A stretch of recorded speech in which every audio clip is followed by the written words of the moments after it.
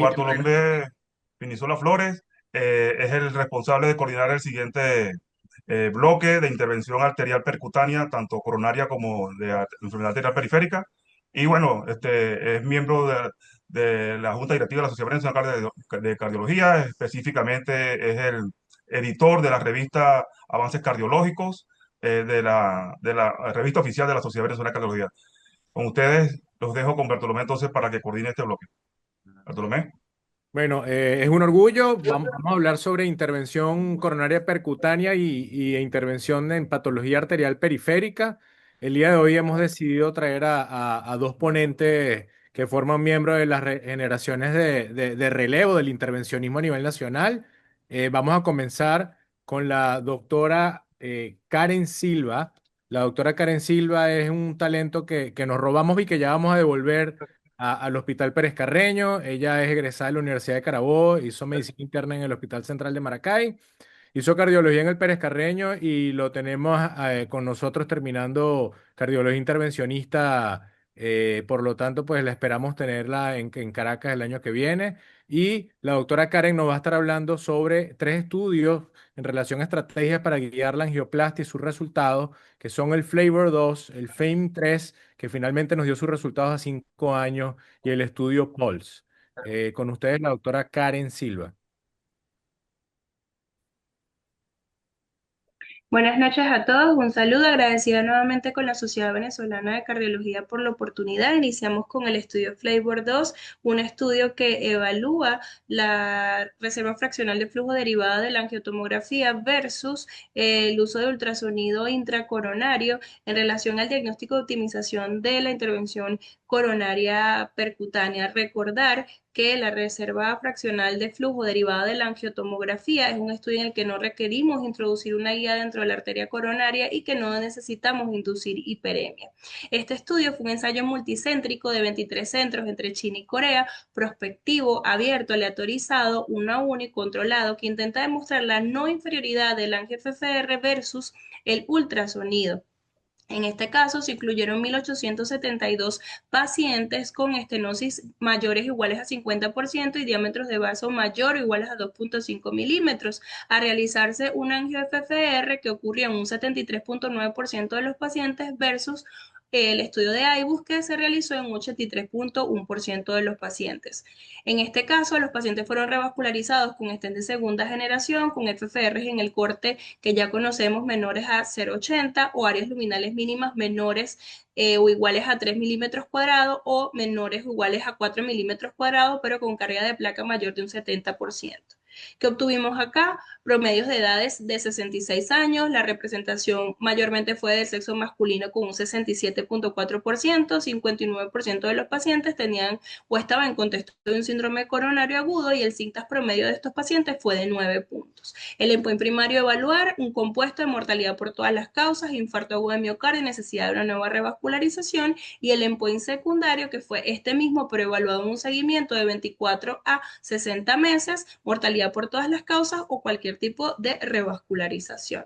Fíjense que los pacientes que tuvieron el corte de FFR correspondiente fueron derivados a la revascularización y si no, fueron diferidos para tratamiento médico y de igual forma los que cumplieron con criterios para revascularizar en contexto de la imagen, pues se revascularizaron y los otros se difirieron a tratamiento médico en un seguimiento de 12 meses. De igual forma, la optimización después del implante del stent se hizo con imagen intracoronaria, en este caso el IBUS, y también a través del FFR derivado de la angiotomografía con los valores de corte aquí mencionados. ¿Qué demostró este estudio? Que no había diferencias estadísticamente significativas en relación al desarrollo del endpoint primario, con un porcentaje para el grupo de la FFR derivado de angiotomografía de un 6.3% versus un 6% en el grupo de IBUS, con una P de 0.022 para no inferioridad. Y cuando evaluamos los subgrupos, tampoco tenemos diferencias estadísticamente significativas en ninguno de ellos. Entonces, ¿qué podemos concluir? Que la angio-FFR como estrategia para guiar ICP complejas. Esto es muy importante, recordar que son pacientes con cintas bajos y la necesidad de optimizar la angioplastia no fue inferior al uso de la IBUS en términos de mortalidad, infartos o necesidad de revascularización en el seguimiento a los 12 meses. Y esto es muy importante porque en un futuro esto pudiera posicionar este estudio de imagen en las guías de práctica clínica. Seguimos con el estudio FEIN-3, que es un estudio de seguimiento en 5 años, que lo que quiere es realmente comparar en este punto en el que estamos del ICP contemporánea, con las nuevas plataformas, con las nuevas técnicas de imagen intracoronaria, incluso con la evaluación funcional como es el FFR, versus la cirugía de revascularización en pacientes con enfermedad multivaso, contexto que quizás no pudo ser evaluado adecuadamente en estudios de referencia en este tema, como en el estudio Syntax y el estudio Freedom.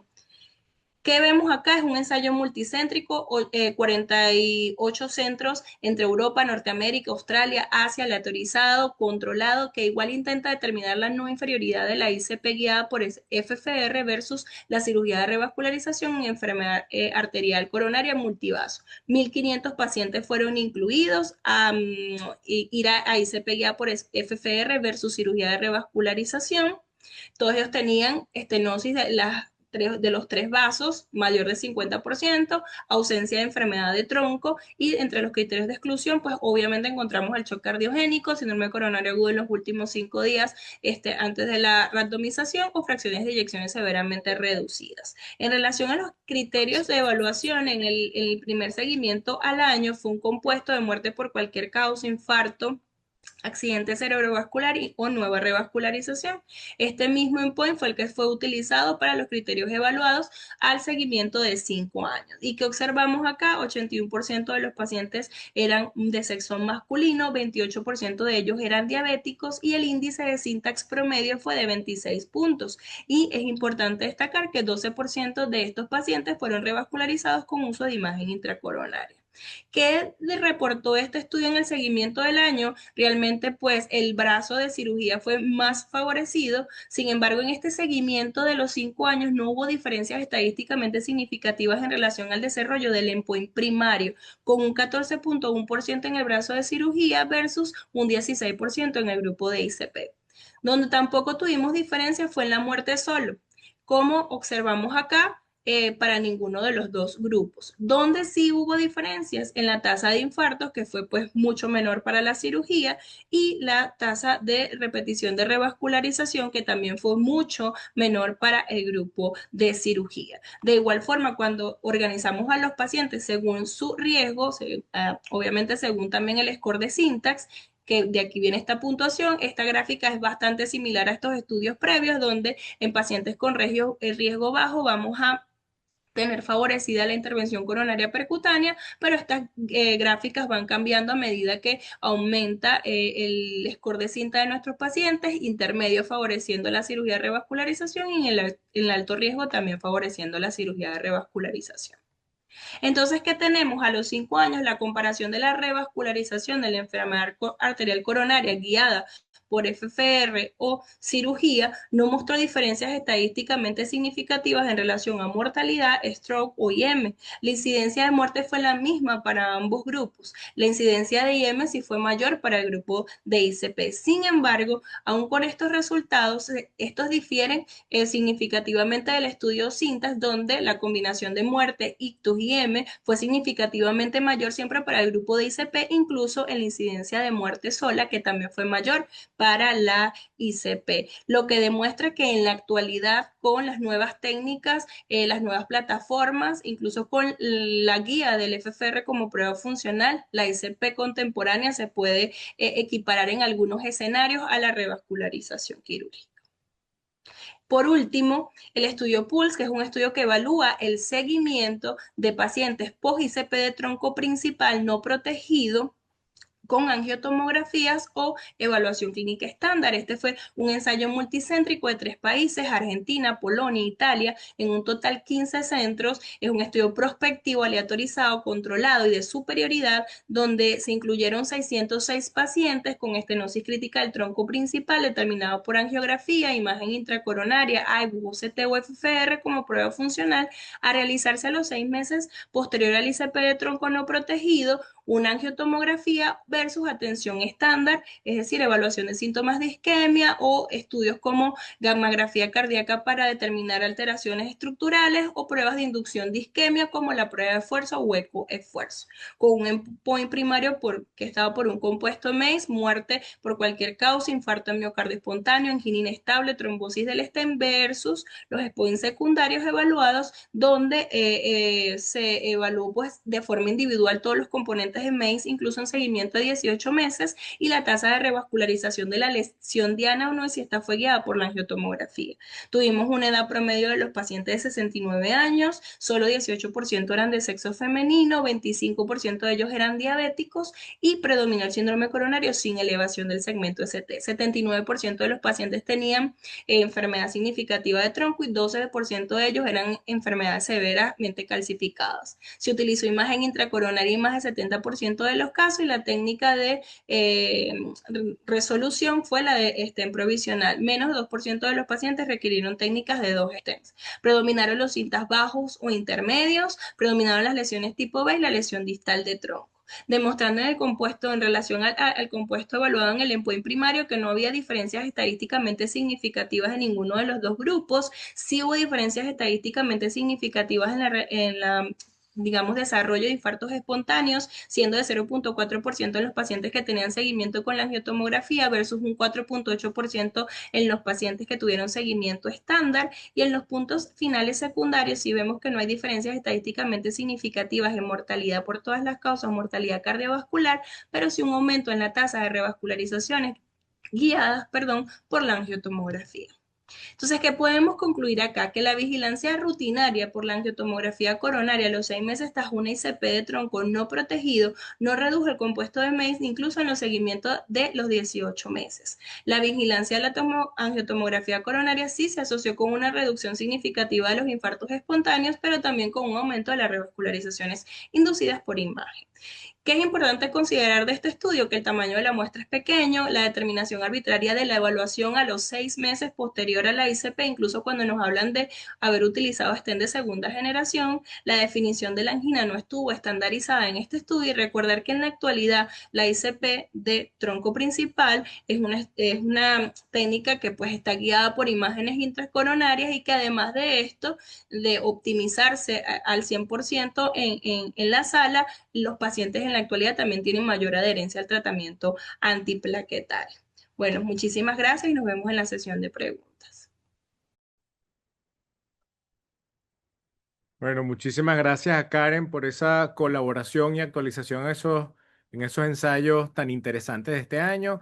Vamos a seguir con el tema de la revascularización total o diferida coronaria y un tema muy duro en relación al uso de los dispositivos recubiertos de paclitaxel en enfermedad arterial periférica, que cambió un paradigma del manejo de esta patología a nivel mundial. Para eso vamos a tener al doctor Michael Pacheco, quien es cardiólogo clínico intervencionista, es profesor de la Cátedra de Medicina Interna de la Universidad del Zulia y con quien hemos compartido bastante recientemente, representando a la sociedad en el evento que tuvimos en Maracaibo, donde nos mostraron el trabajo tan bonito que están haciendo en el instituto ayudando a los pacientes de la región. Bueno, Michael también es miembro de SOLACI y al igual que yo, en este último congreso fue nombrado miembro titular de la Sociedad Venezolana de Cardiología. Adelante, Michael.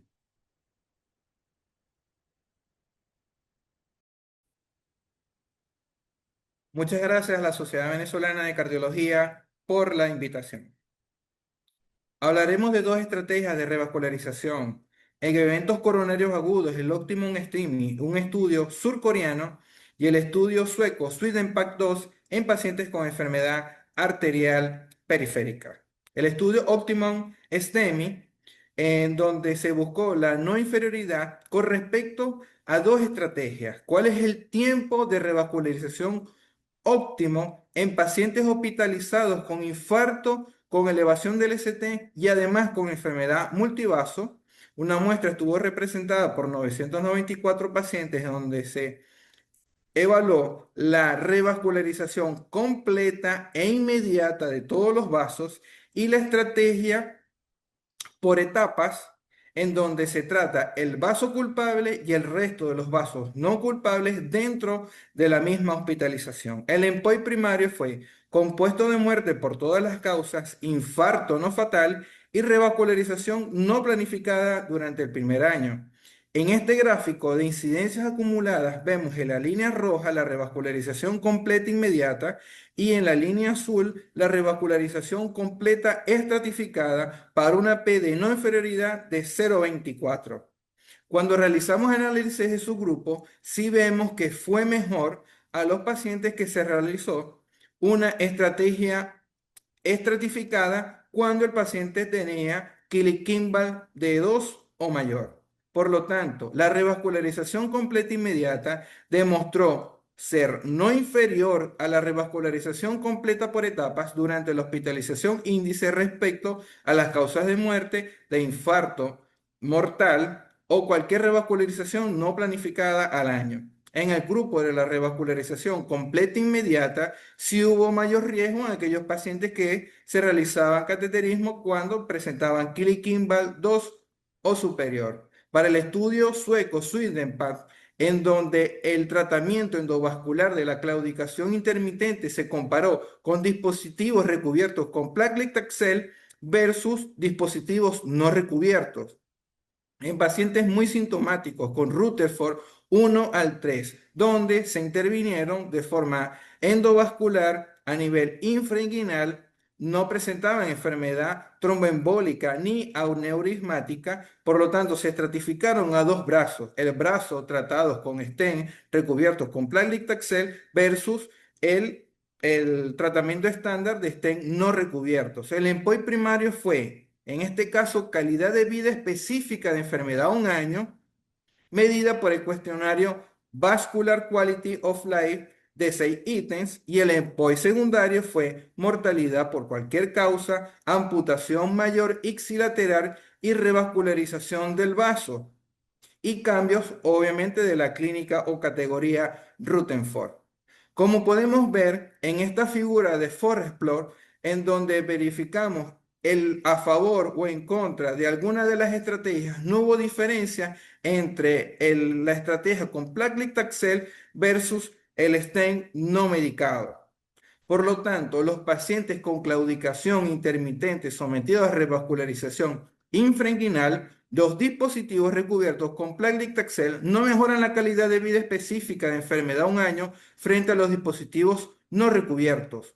No se demostró ventajas en amputación mayor, reintervenciones del vaso diana, ni intervenciones ipsilaterales.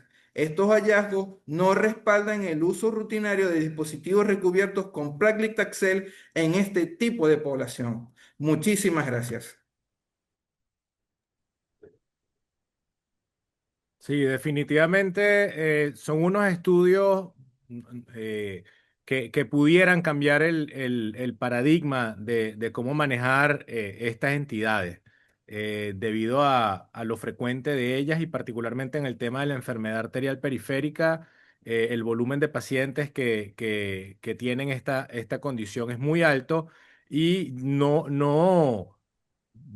se presenta un dilema muy interesante donde, pues, si esta tecnología realmente hace daño, como se planteó en un metaanálisis del 2018, bueno, obviamente uno no quiere acortar o causar muertes prematuras en esta población. Luego también, si dejas de ofrecerle el beneficio de los dispositivos recubiertos de Paclitaxel a un grupo de pacientes que pudieran mejorar y pudieran tener mayor permeabilidad, porque estos estudios fueron realizados basados en clínica, y obviamente un punto duro que fue amputación, pero no evaluaron la permeabilidad ni algunos aspectos técnicos. Entonces, no ofrecerlo a quien realmente lo pudiera necesitar es un elemento importante. Eh, por aquí tenemos conectada a la doctora Karen y nos contenta mucho que el doctor Michael Pacheco también, digamos, se conectó esta noche. Michael, te vemos. Ok, perfecto. Buenas noches. Buenas noches, Buenas Michael. noches. Hola, Silvia. Buenas noches, ¿cómo están? Karen. Felicitaciones, muchachos, por las presentaciones. Muy Muchas bueno. gracias. ¿Se Muchas escuchan? gracias. Sí, Sí, sí, se sí. oye. Ok, perfecto. Por aquí Entonces, tenemos. ajá. Sí, les oigo. No, no, tú, habla, habla, habla. Por aquí tenemos una pregunta para la doctora Karen que se Ah, refiere al estudio Flavor 2 y desean aclarar si los resultados del Flavor 2 se pueden extrapolar a todos los pacientes, particularmente en relación a lo que es el score de Syntax. Buenas noches, un placer nuevamente saludarles.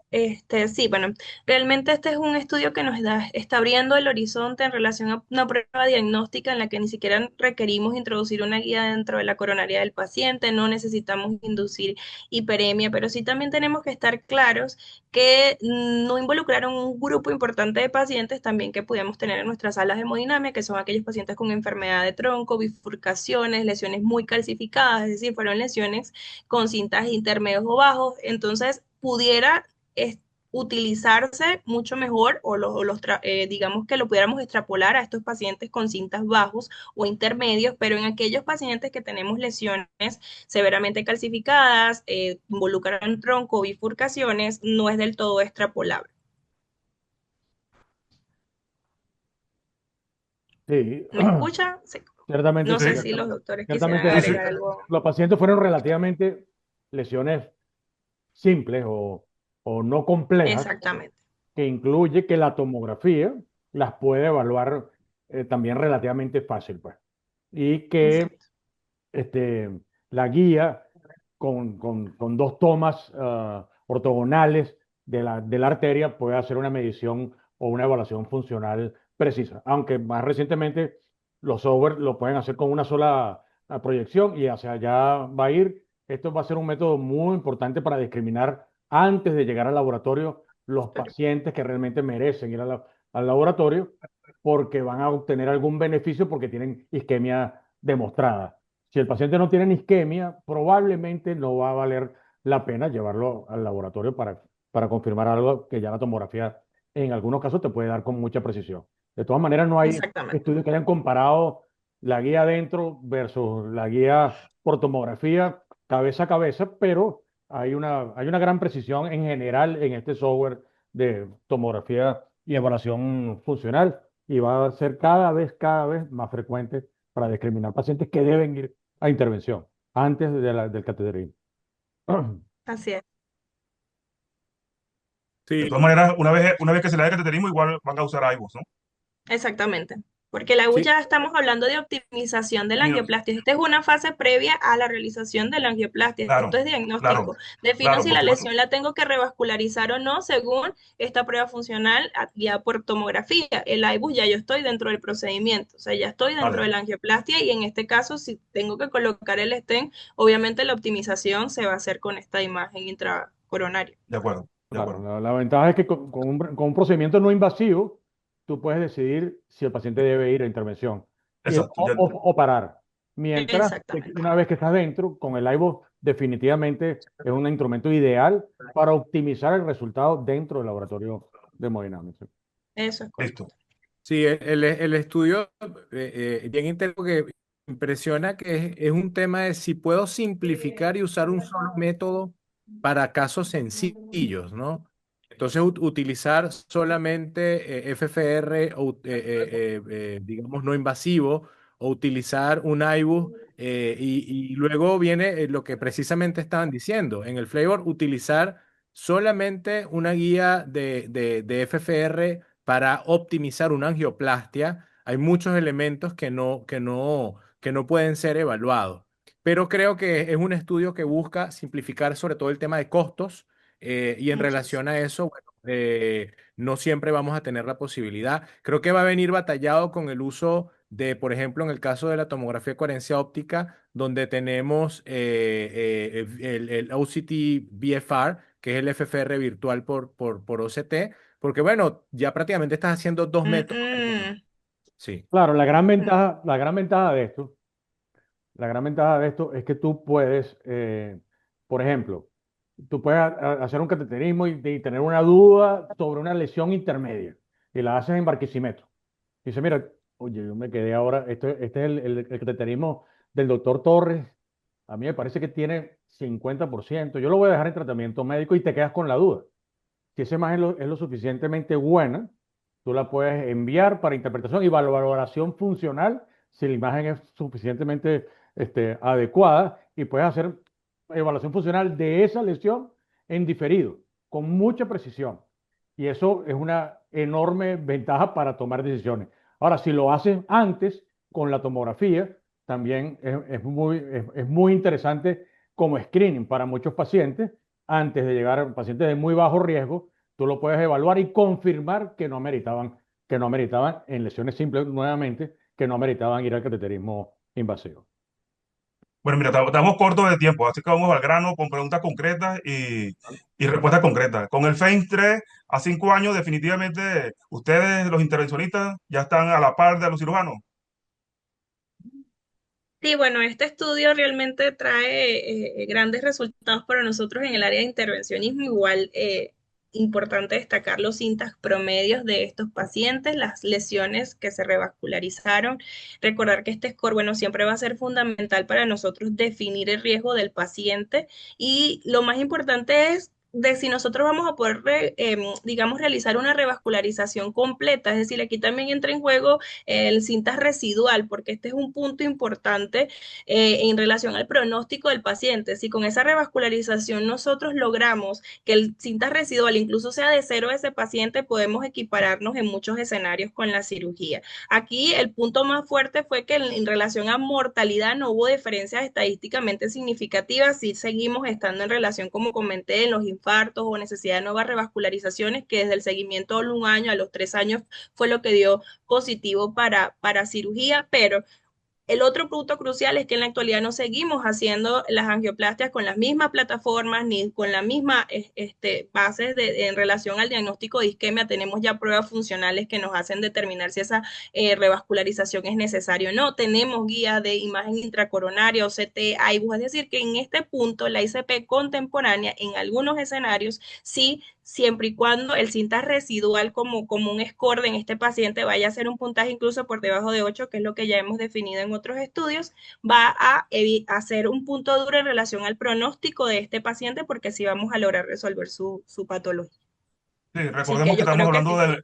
enfermedad de tres vasos en pacientes que antes Exactamente. eran de plano quirúrgicos y que ahora se ha Exacto. demostrado que pueden ir a intervención coronarial percutánea. Ujú. Bartolomé. Ojo, ojo, es así. De hecho, fíjate, una de las grandes críticas que tiene el FAME es la baja tasa de uso de imagen intracoronaria. O sea, hay elementos de crítica de diseño del estudio en relación al FAME y uno de ellos es que, bueno, ya ahora nosotros estamos haciendo angioplastia